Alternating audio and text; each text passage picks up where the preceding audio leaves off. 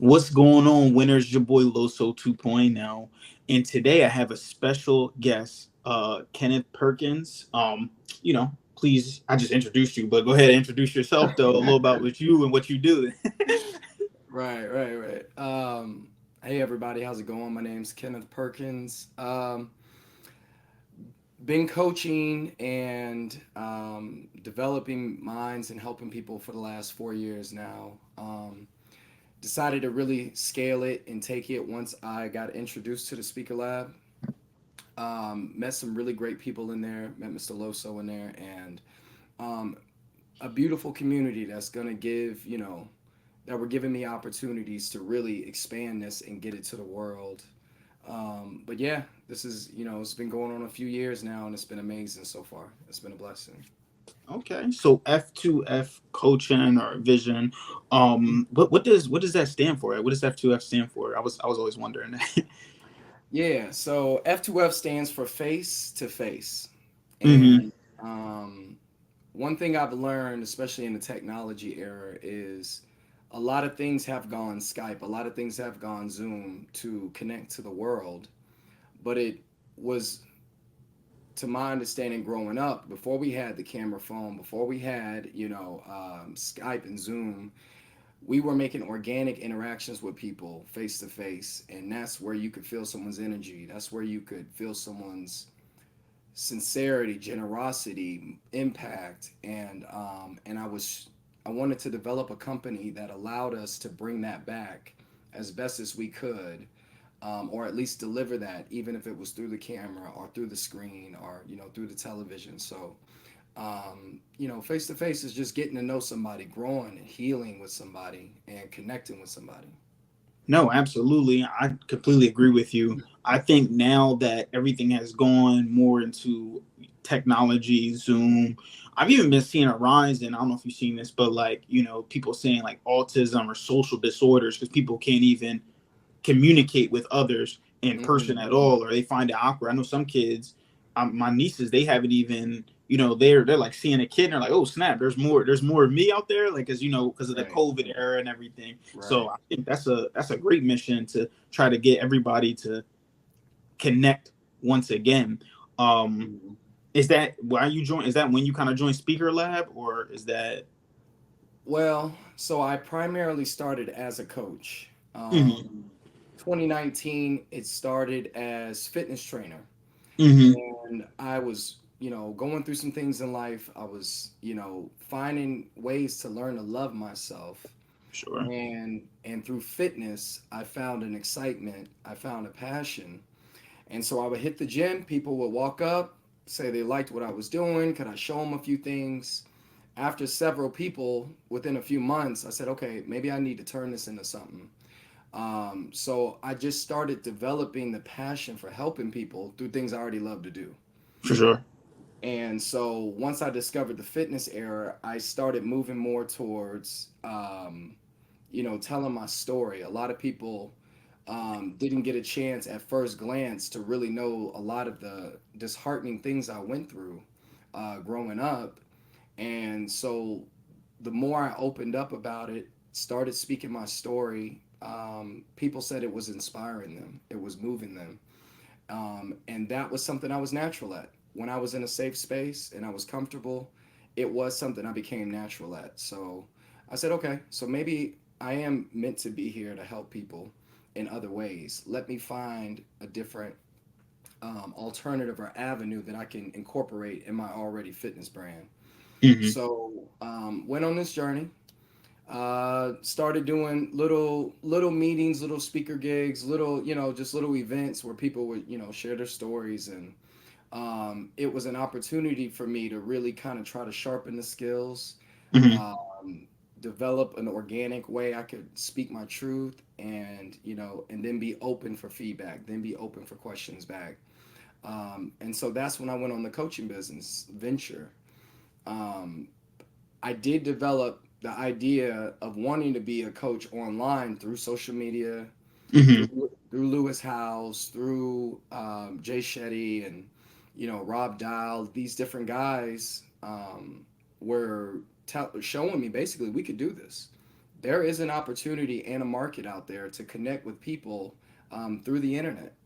And so that kind of got me on the hunt. Like, okay, how did they get started? What is it really going to take to scale a business of doing with something that I really love to do in my backyard and the Sure. people in my neighborhood? So that kind of put me on the journey. And I ran and I forget when I first saw Speaker Lab. I know Grant was interviewing a brother from Jersey Hmm.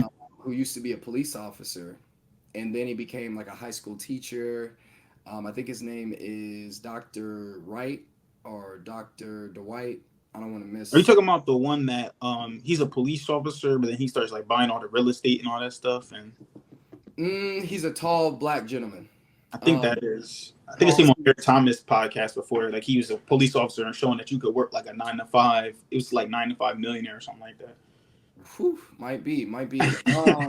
But he was going back to the schools and Hmm. found he was making a larger impact speaking to the children in the schools. Hmm. And so for me, it just was he was just and here's what I love about Speaker Lab.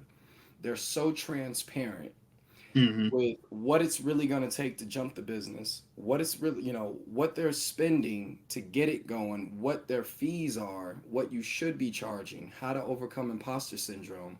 Hmm. I love that. I love that transparency because a lot of people just make it seem like you just got to work hard and you're going to get there, but they're Hmm. not really giving you the ins and outs, For details. sure. Give me 1 second, bro. I No, can't. absolutely, I meant to absolutely. put this on do not disturb. Okay. And so for me, that was something I could connect to. I could trust. I could, put some intentionality in really wanting to invest in.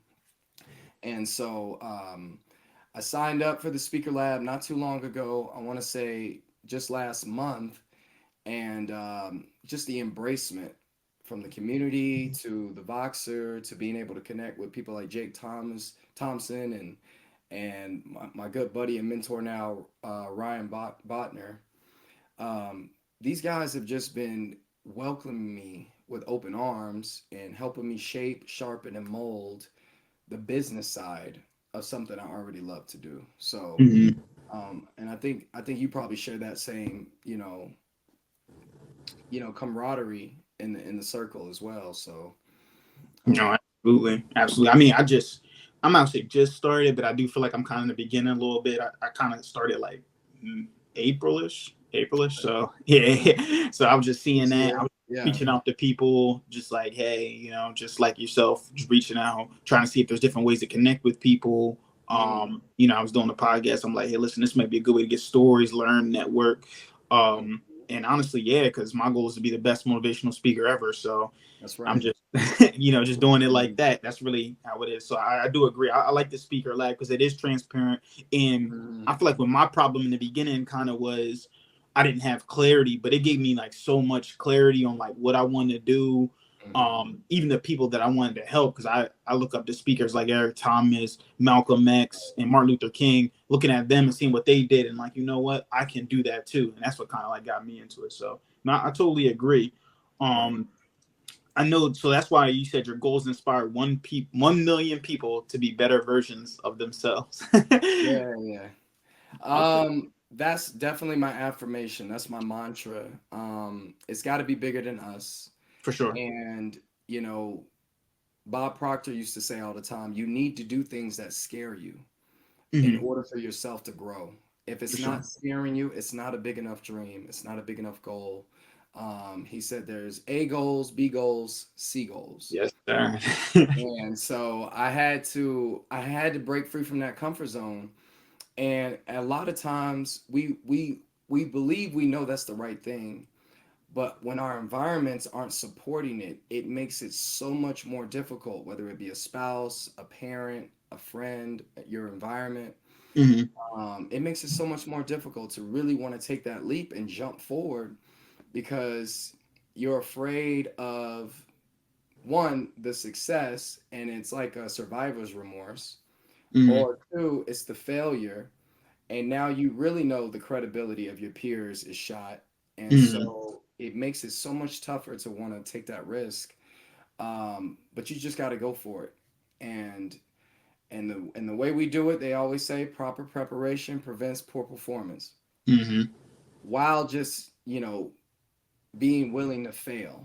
That was probably my biggest setback. I wasn't willing to fail enough because I didn't feel confident, not only in myself but the people around me that were For gonna sure. still push me if even if I fell down. So, but that was what it was. I wanted to create a goal that was scary enough that if I succeeded, it would still make an impact on the world. And so, Absolutely. and so that was my mantra. Now, I like that, especially you said a couple of things. For one, about the Bob Proctor. It's funny that you even said that because that's going to kind of get into the universal laws that I was wanted to ask you about too as well. I feel like I did a speech at MLK High School about that. Just talking about the A goals, B goals, C goals, and then him talking about, because I read it in his book. I forgot what the book. It was like the science of something. I cannot remember it right now. But I remember it though. I read that exactly. And Okay. then also too, when you talked about being afraid of success, and that just reminded me of Coach Carter. I don't know if you ever seen that movie before. With Samuel L. Jackson. Yeah, and he, Yeah. he made a guy do the quote. He was like, "What's your biggest fear? What's your biggest fear?" And he finally told him, like, our Mm, biggest fear is not that we're inadequate, but So yeah. and it went, so on and so forth. And I really believe that it's like we're not even afraid of like failing. You know what I mean? Like, Mhm. we're more afraid of like, dang, what happens if this works? And then I don't know what to do next, or I look like a Right. fool. It's just like, dang, like, and that's when that imposter syndrome comes in that you were talking about. Right. Absolutely, man. It's a mindset that involves a skill set and tools, Hmm. and so one of my biggest promises when I speak is allowing myself to break down the understanding of not only the laws but the meanings behind the laws and how to apply them every single day in your everyday life. Hmm. You know, I grew up Jehovah's Witness. I was very religious based in my household, so there was Hmm. always a lot of messaging going on, but there Hmm. wasn't a lot of breaking down and understanding. For It was sure. just do as you're told, do as you're told. And so I left my home with more questions than answers For sure. and more confusion than understanding. And so I never wanted people around me to ever feel that way. I wanted to be able to know, one, what I was talking about, two, be able to explain it like I would to a third grader, Hmm. and three, make sure that it was something tangible and useful they could use in their everyday life. For sure. School didn't give me that, unfortunately. S- my environment didn't give me that, unfortunately. It only taught me survival mode. It only Hmm. taught me how to hustle and bustle and make it to the next day. It never really gave a thriveful mentality. And I just thought that was disingenuous. Maybe not intentionally, but for such a large group of people to not be on a trajectory of success or scaling or wanting to grow, I just thought that was a little something was off about that. Yeah, So I said, you know what? I want to be a light for people that are still in the dark due to unfortunate events in their life. And how can we do that? How can we come together and make this to where we're not only teaching leaders, we're teaching leaders, for right? sure. You know, we don't want to just need this information. We want to be able to mirror the impact of it and give it to the next person and to the next person. And so the beautiful part is what a lot of my workshops and classes do. I get, repeat students, and before I even get a word out, they're already law of attraction, law of polarity, you know what I mean? Frequencies, you know what I mean? And so, and it does, bro. It chokes me up and it puts a tear in my eye, like something I've never experienced before in life. Even having a child, even, getting married, those things had their moments, but really seeing light bulbs come on in people's eyes, um, definitely flames my purpose. And so I just want to continue to grow at this, for the sake of humanity. I would love nothing more than that. Okay. Now, with the universal laws, which one, I know it's hard to pick, but which one would you say is your favorite, and why? Woo! Which one is my favorite? They're all so just, God, incredible.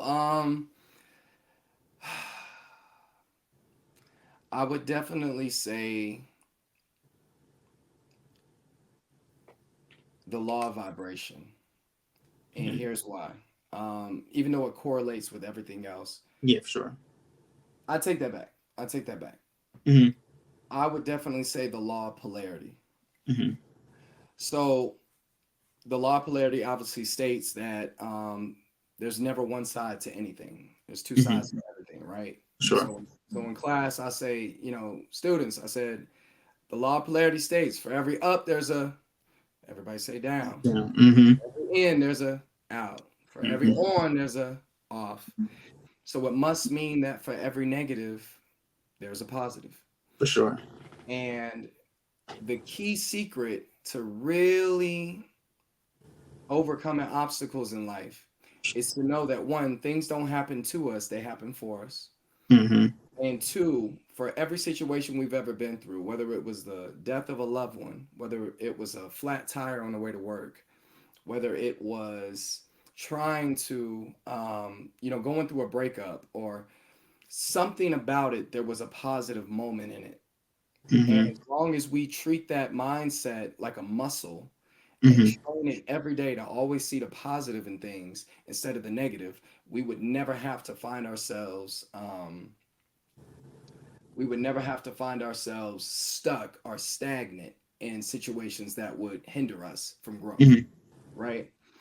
And I think that, and it's so impactful sometimes because it reveals this hidden door that we never got to see before in life because of the simple fact that um, there was um, there was always this fear that kept us in place, whether it was the fear of rejection, the fear of failure.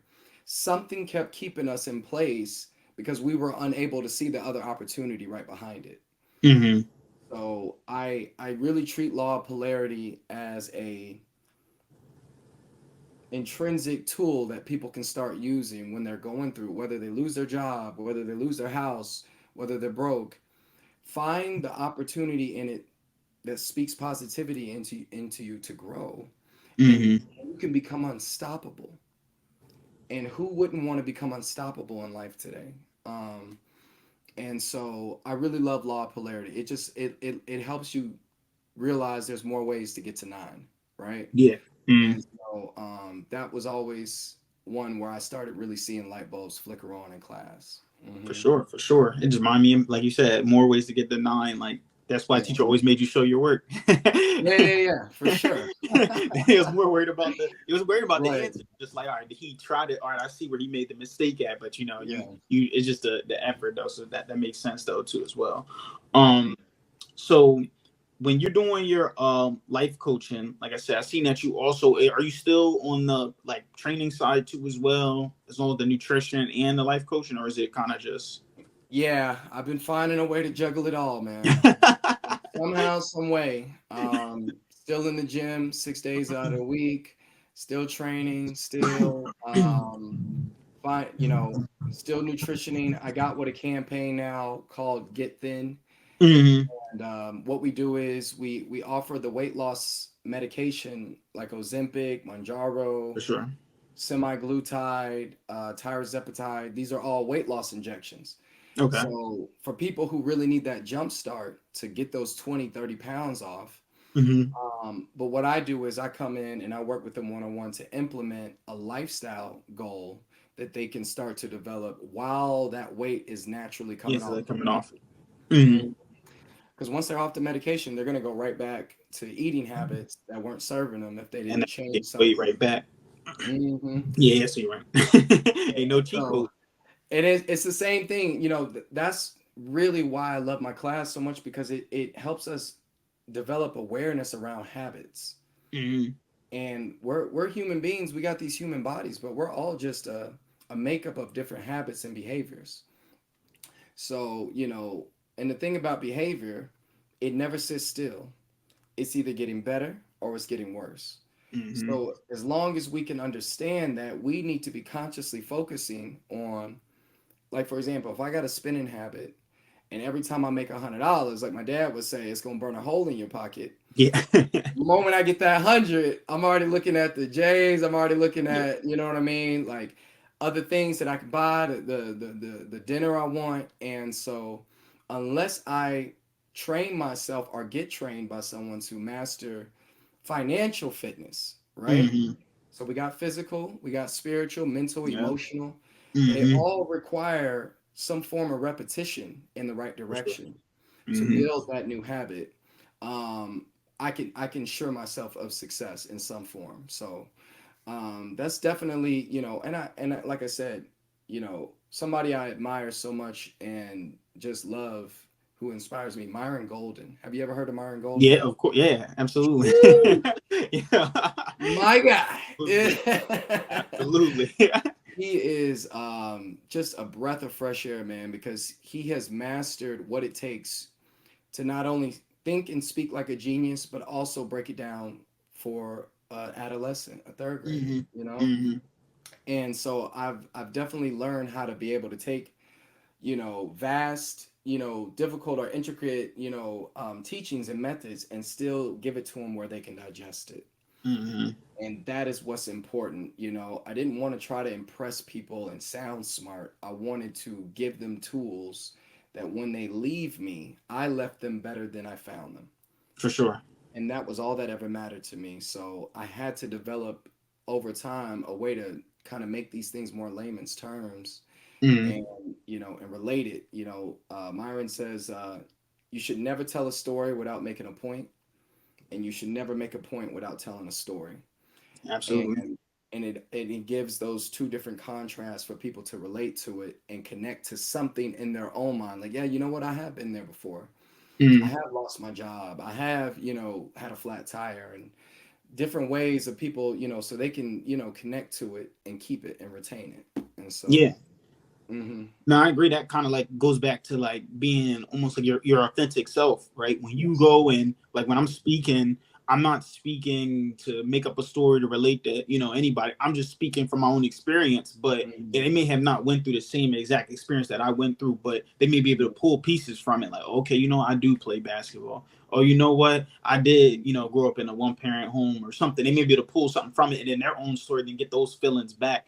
And Right. like they always say people buy with emotion and they back it up with logic, so like you're able to connect with people on an emotional level too as well. That's where you're able to actually motivate or inspire people better. I like to say inspire hmm rather than, because it can be used for good or evil. Manipulate, inspire, like just two ways like you said. But that's the hmm way I look at it, is like to inspire people, is use that story to try to get them in there. But speaking of spinning hammers, I do see you a little bit of a sneakerhead back there, man. Little something, man. A little light work. Is one of my one of my rooms with it. A little something. Yeah. Dang. I got a little bit of something back there, man. I definitely, so yeah, 2020 was a movie. And Hmm. so let me give you a little background, man. I definitely had spiraled a little bit out of control in my teenage years. Hmm. And because of that, I was probably as lost mentally, spiritually, and emotionally as a young black man could be. Hmm. Um, Even in the environment that I grew up in. I grew up in a city in Alpharetta, Georgia, where Hmm. it was predominantly white, Hmm. 95% white, and each home income was in the high six figures or higher. And so seeing that every day, growing up around that, I just developed this inspiration to want to be that, but I never was taught the tools on what it took to really get there. Hmm. I got myself into a lot of just misbehaving, partying, drugs, things of that nature. Hmm. Sent me on a trajectory that I never would have imagined I would have been on in my life. So it was tough for me, man. It was very tough for me. I was able to, um, by the grace of God, make it out of it alive, but I For had sure. to develop some skill sets. And so those skill sets were forgiveness, honesty, Hmm. open-mindedness, to accept new ideas and not think I knew everything. And I got myself into this, so I need to get myself out of it. There Hmm. was a lot of things that I was starting to understand that I really started seeing some change in my life. Hmm. Um, So fast forward, I finally get sober and clear headed in 2019. Absolutely. And so my I just started seeing life just, and we had some opportunities and made some really cool investments in 2020. Me and my, well, now ex-wife, and Mhm. we made a lot of money. We made a lot of money, and but unfortunately, I I had assets, but I still lacked a financial fitness. I Mhm. wasn't really taught. Um, Shannon Sharp says it best. He goes, "It's not about how much money you make; it's about how much money you keep."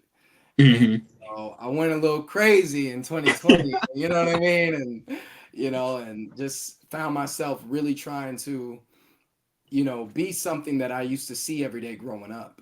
And Mhm. so, I grew up in Atlanta, so Whitney Shit. Houston, Bobby Brown, Usher, Mhm. Braves players, all of us lived in one big neighborhood. Mhm. So that was something I saw every single day. The Bentleys, the Rolls Royces, the Mercedes, it was the Damn. norm out there. And so I just wanted to be that. And it was definitely like it was, surreal. And I think I just was living on a false sense of security a lot of my adolescent life, because it wasn't that it was mine, but it surrounded me, so it made me feel like it was mine. But I never developed the skill sets of what it took to get there or to keep it. Mhm. So I went on a mission, and I said, I'm gonna figure this out.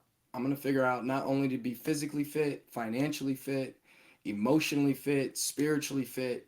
We're gonna figure this out, Well and rounded. we're gonna teach it to people. You know, Mhm. and so that is something that I've really kind of harnessed together and now put together, and so it's really helping, man. And I'll never regret the journey. I'll never Yeah, regret it. So it's absolutely. yeah, man. So it's been beautiful.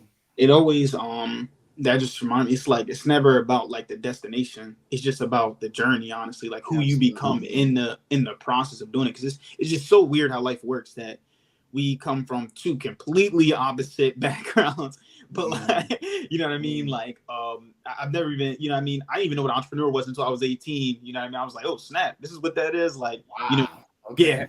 growing up in like, houses with no doors, like the real Mhm. like Delaware, Philly area. So just like seeing that, and then still being able to connect and still have problem, people still dealing with mental problems even though they're surrounded by that stuff. We If I seen anything like that, I will always look like, oh dang, all right, so they just got everything figured out. But in Mhm. general, they probably still have some internal things that they're, like you said, dealing with and stuff as well, where the things that I was dealing with was a little bit more different. It was more on like the physical, I mean, I would see people not making money, a lot of homeless people, a lot of people doing Oh. drugs,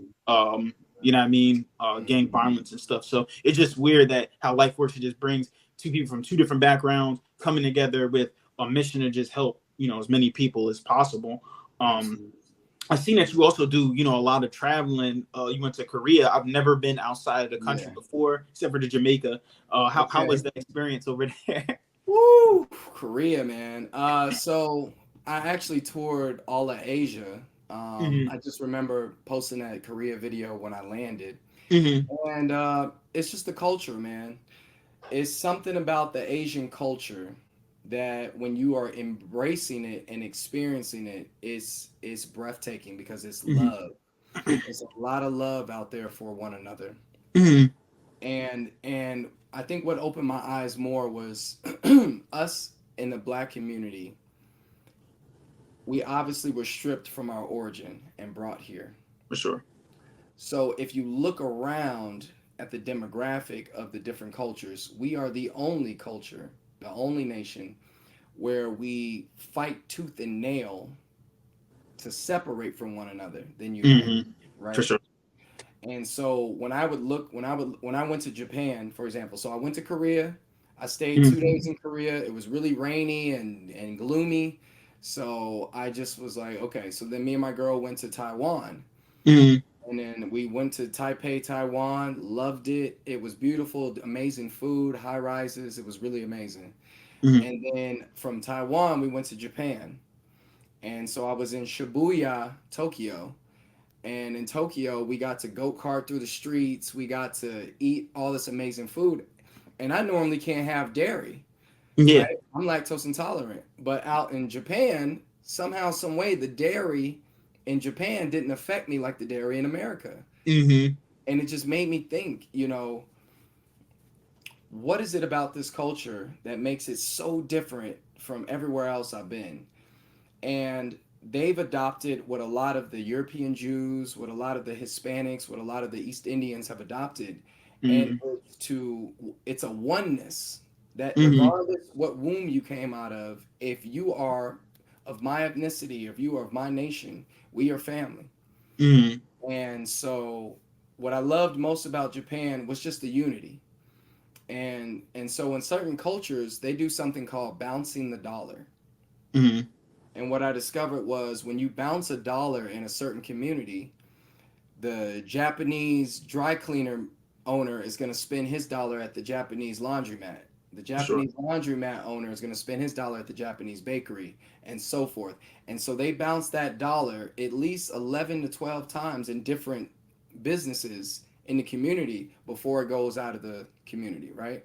Mm-hmm. Um, and so that's why in every major city you see like a Chinatown, you see like a Koreatown, you see a Yeah. little Italy, a little Cambodia, Mm-hmm. but you never see an African American town. Mm-hmm. And so I think it was just that learning experience that, really, really sat me down because it was like, wow, we could learn so much from these different cultures if we all just took enough time to sit together and really start to grow our economy, start to grow. They tried it in the pandemic. We saw that, Mm-hmm. support black owned businesses. Mm-hmm. But the problem was once we supported it, the money went right back out to other communities almost For sure. instantaneously. For sure.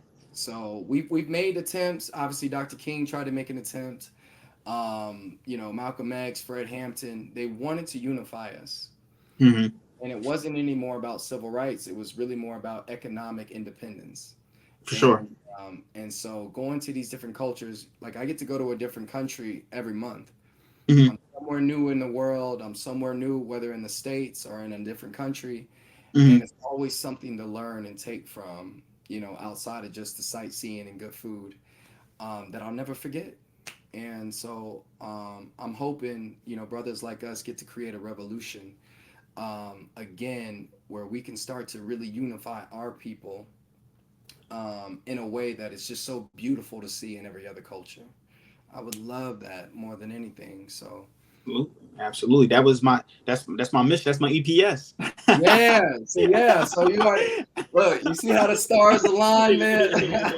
That's literally my EPS, man. That's Yeah, exactly like everything you were saying was so exactly true of what I'm talking. We yeah. actually we would actually go spend money with a business owner who blatantly says they do not like black people.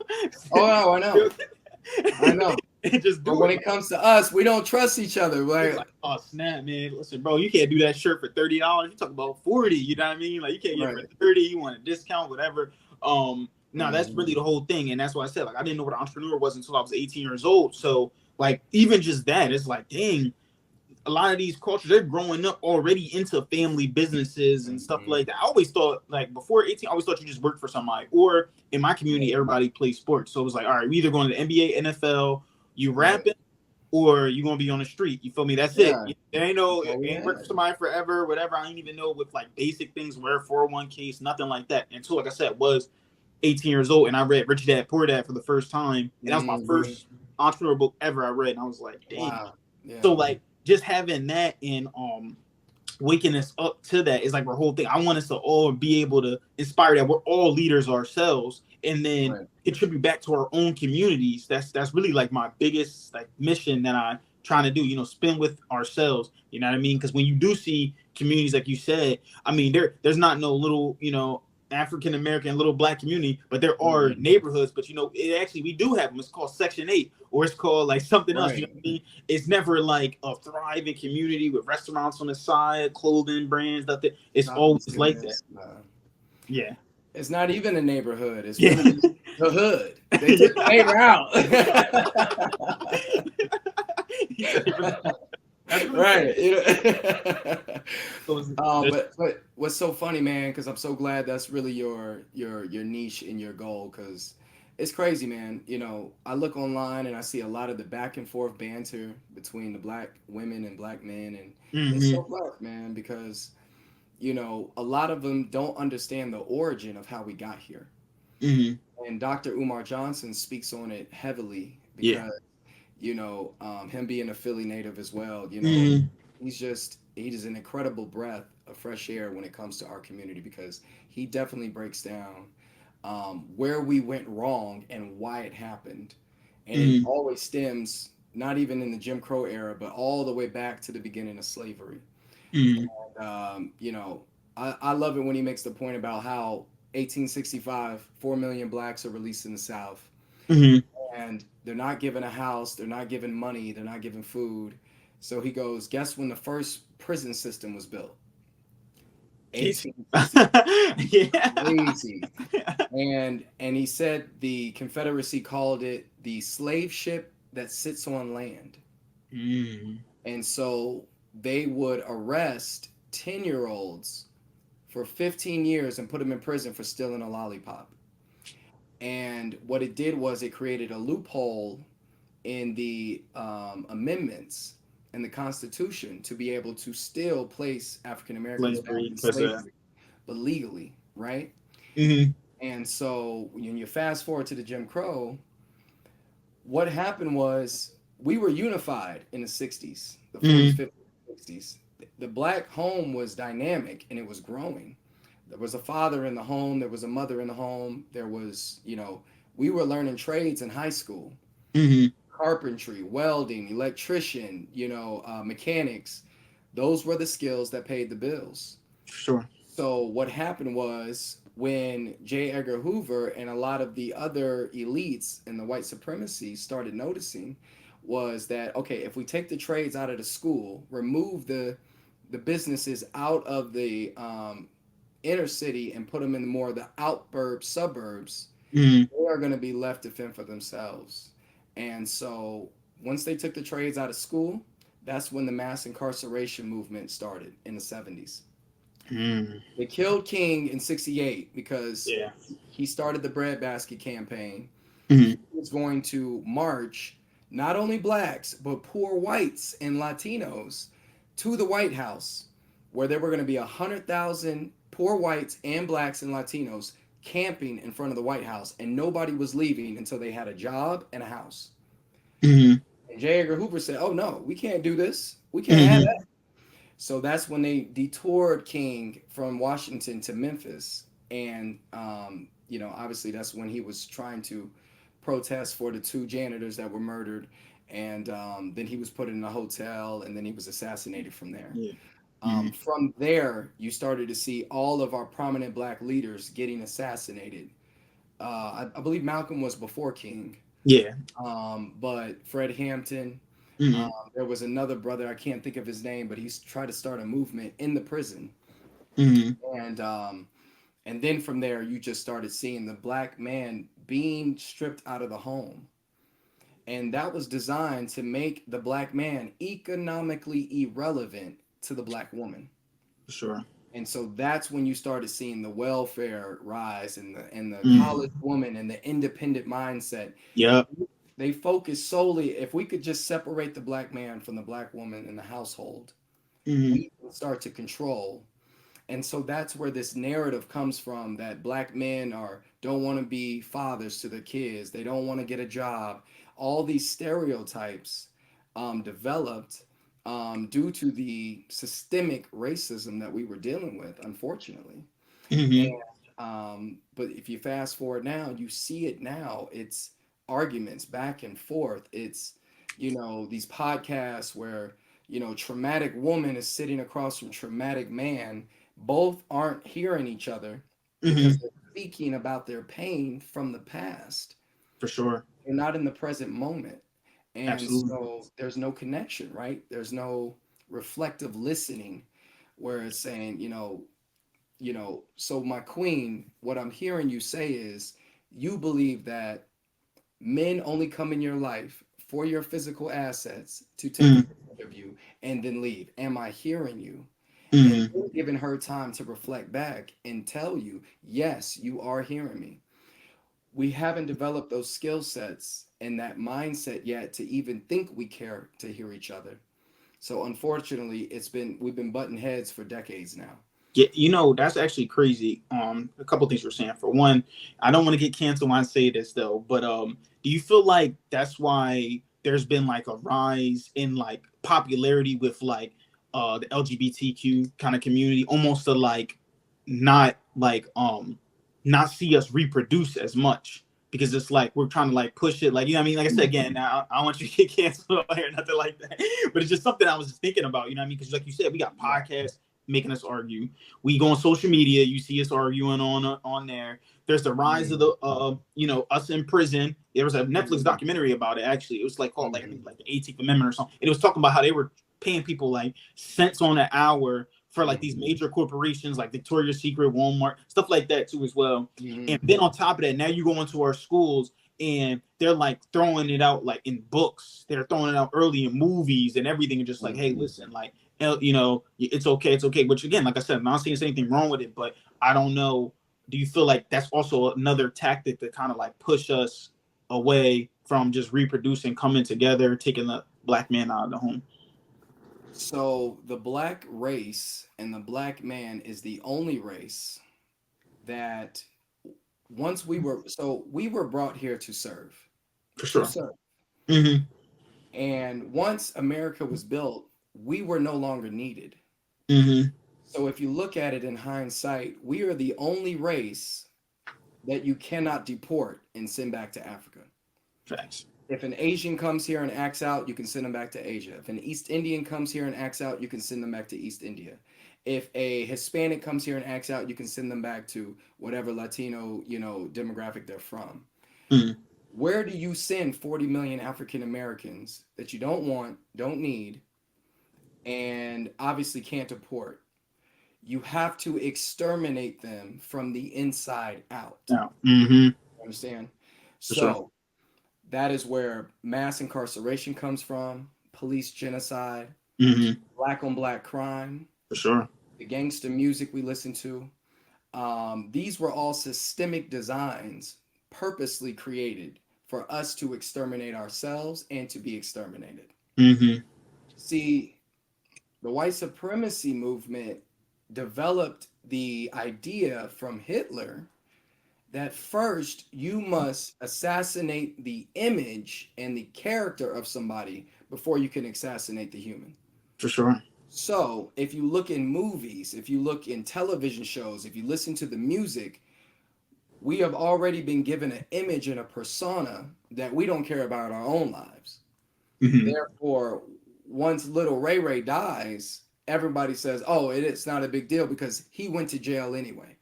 Or, he was in the streets anyway. He was living that life.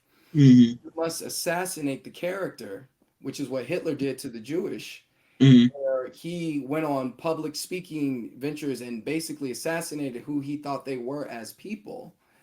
And so that gave people the incentive to not feel so bad once the carnage began. Mm-hmm. And so now, if you look at us as a race, not only has the LGBTQ community become such a powerful voice, not Mm-hmm. only in the black community, but just And as all. in the Mm-hmm. leftist, it's the only movement you can see in America right now where something can be spoken. But if you ever go, like, we live in a society right now where people will start to physically melt down Mm-hmm. if you disagree with them. Yeah. You Yo, have a yes. different opinion. How do they believe they will survive in a society Mm-hmm. where everywhere you go, you feel threatened or you feel discriminated against or you feel, emotionally distraught every time somebody has a different opinion than you? Mm-hmm. These are the minds that we're developing now in the schools with the books, with, Mm-hmm. the indoctrination, Mm-hmm. teaching our 4 or 5 year olds that if you want to be, if you're a girl, you were born a girl, but if you want to be a boy, you can do whatever you want. Mm-hmm. You know, in the DSM, this was diagnosed as a mental illness, and now Mhm. it's being supported on wings that like we've never seen before. For sure. And so the agenda to genocide the black community does start with a lot of being able to separate opposite sexes as much Hmm. as possible. That is a tactic to decimate the population of the race. Now, I have nothing against LGBTQ. I have nothing against homosexuals. I have nothing against anybody. I love everybody. Hmm. But just as much as if I was an alcoholic, my mother may love me, but it doesn't mean she still couldn't point out the fact that I am an alcoholic. For sure. It's not that I'm wrong, but the act is not serving. Yeah. And Hmm. so we have to sometimes step back for a moment and look at the betterment of ourselves and the people around us, the community around us.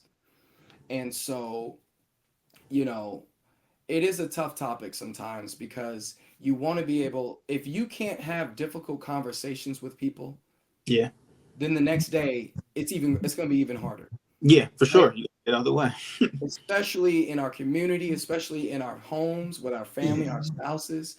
If you do not have the courage to have a difficult and uncomfortable conversation with your people, you are only doing a dishindrance to yourself the very next day. Yeah. And so this is the difficulties that we are experiencing in 2024 because something the government knows, something that society knows that unfortunately we just haven't become hip to is that they must tap into the mind of the adolescent because they are the future. Yeah. The saying, you can't teach an old dog new tricks. You know, they claim anyone 30 years or over has a broken mindset and it can't Hmm. be fixed. It's Yep. locked into how they see themselves, how they see the world. Hmm. So if they can tap into the minds of the children, they know that they can start to usher Program in this new early. generation Hmm. exactly what they need to fulfill their agenda. Yeah. And so, and this is why I primarily speak to the substance abuse community. Hmm. I speak to the homeless, I speak to the addicts, I speak to the alcoholics because, you know, through another law, which I speak about, law conformity, Hmm. our environments have really shaped and molded us to a very heavy degree on who we are and how we live our life today. Like you mentioned earlier, whether it's gang violence, whether it's poverty, whatever Hmm. I saw in my community really set a tone for a little bit of my identity that I took with me as I went into my adulthood, right? Facts. So, Hmm. though I may not have wanted to participate in every single act, I still was aware that a majority of what I experienced, it made me see that as a false image of my perception of Hmm. bits and pieces of everyone. When I saw Yeah. white people, I always thought, oh, they had it easy. They had a Hmm. good life. When I saw blacks, I always thought, man, they had it hard. So they're in survival mode. It's hard to trust them. It's hard to Hmm. with that. And so we found ways to trauma bond with our experiences that weren't Hmm. serving us. For And that sure. unfortunately kept us in what Mr. Golden likes to call a lie identity that we lived Hmm. so long. It was an identity that my environment shaped and molded and created that was not serving me or the betterment of my people. Hmm. And so, what I try to do is I try to teach mindset tools that help people break free from that Hmm. and start to create this new identity that is serving, that is because that's the real rule to life. Sure. We were created to find our purpose and to serve God and to serve other people, Yeah. right? Hmm. And, you know, for my non-religious people out there, I get it. It's not so much that you have to, you know, assign yourself to a certain set or denomination. Hmm. You do need to know that there is a purpose and a reason why you're here. Yeah. And even in business, right? Think of business. Business requires me to have something of value that you believe is more valuable than the money in your pocket. Yep. Absolutely. If you don't know me, you don't trust me, so you're not going to just hand it over. Hmm.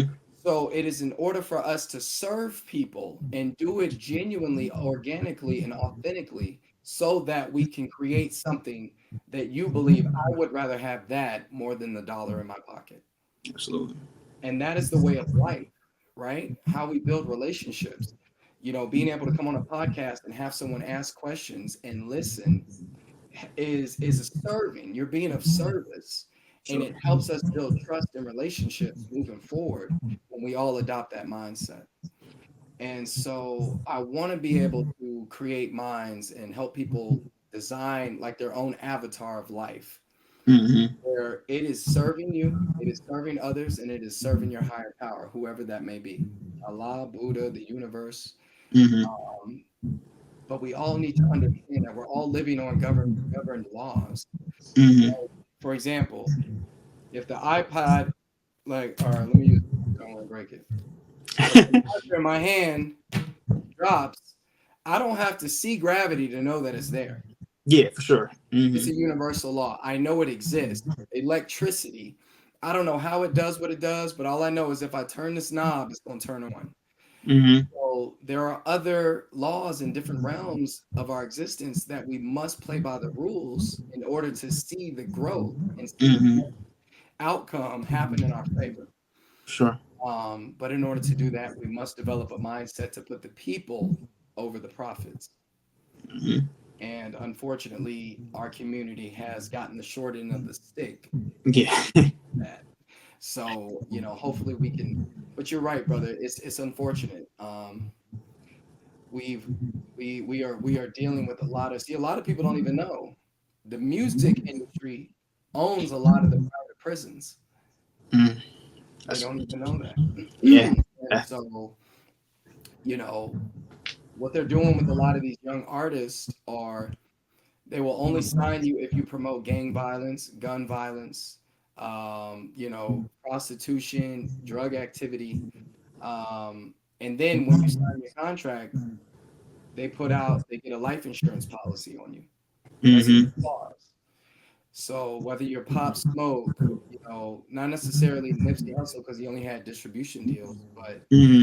you know, a lot of our brothers that we've lost, P&B Rock, you know, um, these are examples of what's really going on in the music industry. It's really a pimping game now. Yeah. And you know, and they're using it to their advantage to make sure that they capitalize off of our suffering, off of Mm-hmm. our hurt. If you look at the most popular genre in music, it is hip hop. Yeah, for sure. You know, could an Asian ever make a record about killing another Asian, or would they? No. You know what I mean? Yeah. Could a black man make a record about killing a Jew? Right? You know what I'm Yeah. saying? Yeah. But let him make a record about killing his own people. He's Mm-hmm. gonna sell millions. He's gonna go platinum. Mm-hmm. So we kind of have to wake up our minds to what's really going on around us Mm-hmm. and see, you know, like Kanye West said, you know, it seems like the culture involves driving Ferraris and wearing Gucci and hooking up with somebody else's girl. Mm-hmm. Well, these aren't serving nobody. Well, so who invented the culture? You know Yeah. what I'm saying? Like, if this is for the self-destruction and glorification, like, look what I got, look what you don't have. So now Mm-hmm. we're just developing a distastefulness of jealousy and envy in each other, which Mm-hmm. goes all the way back to the Willie Lynch days. Yeah. Who's teaching us this? Who taught us it was okay to flash off what we have and not show the next man how to come up? Mm-hmm. You know, it's a self-serving culture. Mm-hmm. If that makes sense. You Absolutely. know, we're either entertainers, athletes, or we're drug dealers.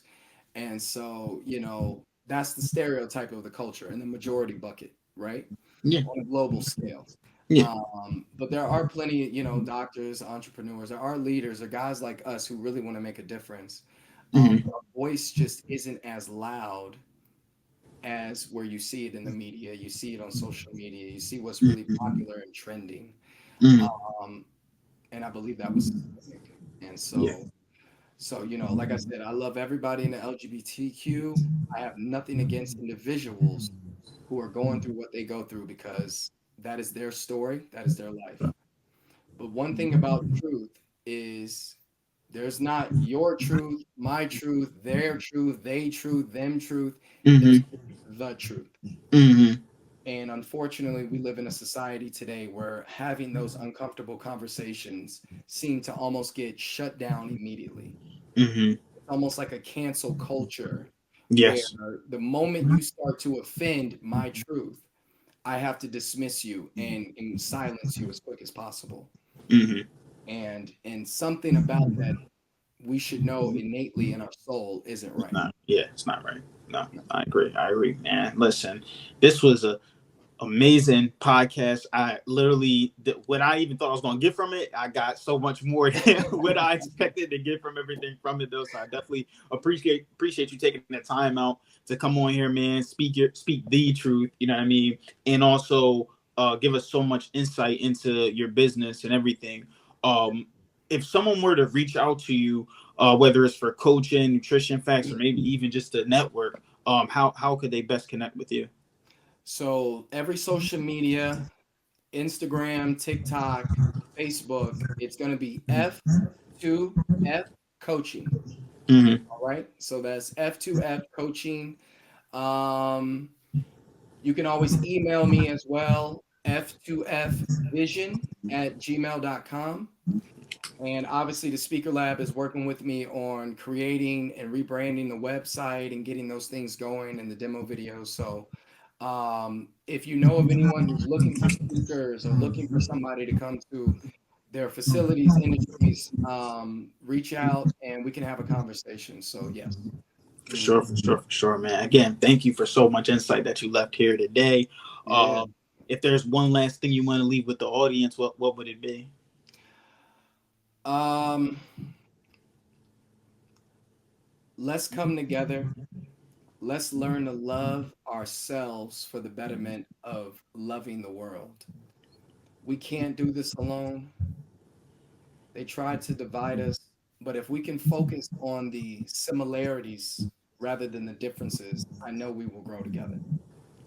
And so hopefully myself and my brother here will be able to change the world and help you guys do that, one moment at a time. That's all we can do. Appreciate that. Appreciate it. That's really all I have for you guys today, man. I want you guys to keep killing the day. Remember, winners win, losers lose, and you guys pray for success like that. Every I'll talk. time.